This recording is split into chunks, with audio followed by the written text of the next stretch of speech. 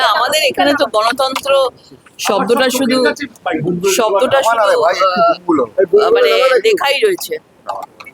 লেখাই রয়েছে। পুরো দেশ গণতান্ত্রিক দেশ হতে পারে, কিন্তু বাংলা কখনো না। বাংলায় রাজতন্ত্র চলছে এবং হিটলারতন্ত্র চলছে বাংলায়। এই জন্য বাংলায় একজন বিরোধী দলনেতা সভা করতে গেলেও তাকে কোর্টের পারমিশন নিতে হচ্ছে, মানে কোর্ট ছাড়া এখানে কেউ কথা বলে না।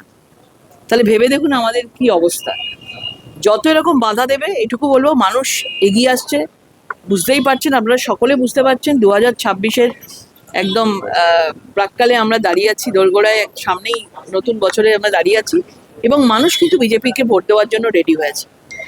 এবার আমরা মানুষের কাছে পৌঁছানোর চেষ্টা করছি, যতভাবে বিভিন্নভাবে আমাদের বিরোধী দলনেতা থেকে শুরু করে আমাদের নেতারা সবাই পৌঁছানোর চেষ্টা করছে, এবং আমরা মানুষের সাথে আমরা একসাথে এগিয়ে গিয়ে আমরা জয় আনবই 2026। এই যে মানে বাংলা যেভাবে চলছে, মানে বাংলাটার বাংলা নেই। বাংলাদেশের এখন যেরকম অবস্থা, পাকিস্তানের যেরকম এখন অবস্থা, এখন আমাদের এই বাংলায় অবস্থা। আমাদের এগুলোকেও দেখতে হচ্ছে।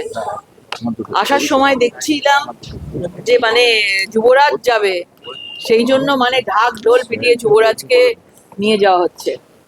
আর এই যুবরাজের কত দুর্নীতি, কত কিছু, সেটা সবাই জানে, সাধারণ মানুষ জানে।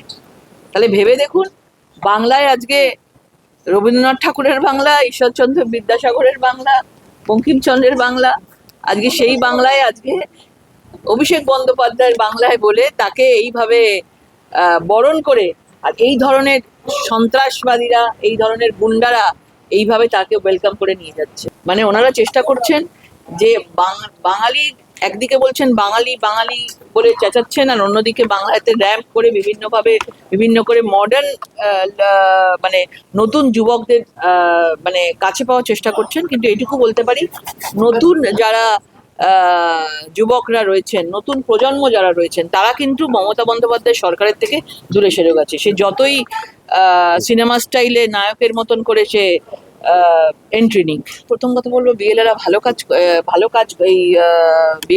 কাজ করেছে। এবং দ্বিতীয় কথা হচ্ছে যে কোনো রকম ভাবে ভুল করে বৈধভাবে কারোর নাম মানে নেই, এরকম কোনো ঘটনা কিন্তু ঘটেনি। যদিও ঘটেছে, খুব নগণ্য ঘটেছে, এরকম কিছু ঘটেনি। নির্বাচন কমিশন ঠিকঠাকভাবে কাজ করেছে। এনারা ওপরে মানুষের কাছে একটা ভীতি সঞ্চার করার চেষ্টা করেছে যে এসআইআর করলে সবার নাম বাদ চলে যাবে, কিন্তু এইটা ধোপে টিকলো না। বিহার তো তৈরি করা হয়েছে, বিহারের মানুষ এত ভোট দিয়েছে, বিহারের মহিলারা ভোট দিয়েছে, বিহারের যুবকরা ভোট দিয়েছে, ভবিষ্যৎ প্রজন্মের। ত্রিপুরাতে তো সেই এত বছরের বামফ্রন্টের শাসনকে পরাজিত করে ত্রিপুরাতে ভারতীয় জনতা পার্টির সরকার এসছে, তো সোনা তো ফলেইছে। আজকে ত্রিপুরা, বিহার বলো, আজকে উত্তরপ্রদেশ বলো, আজকে রাজস্থান বলো, মধ্যপ্রদেশ বলো, গুজরাট বলো, মহারাষ্ট্র বলো, উত্তরাখণ্ড বলো, আজকে সবই তো আমাদেরই সরকার রয়েছে।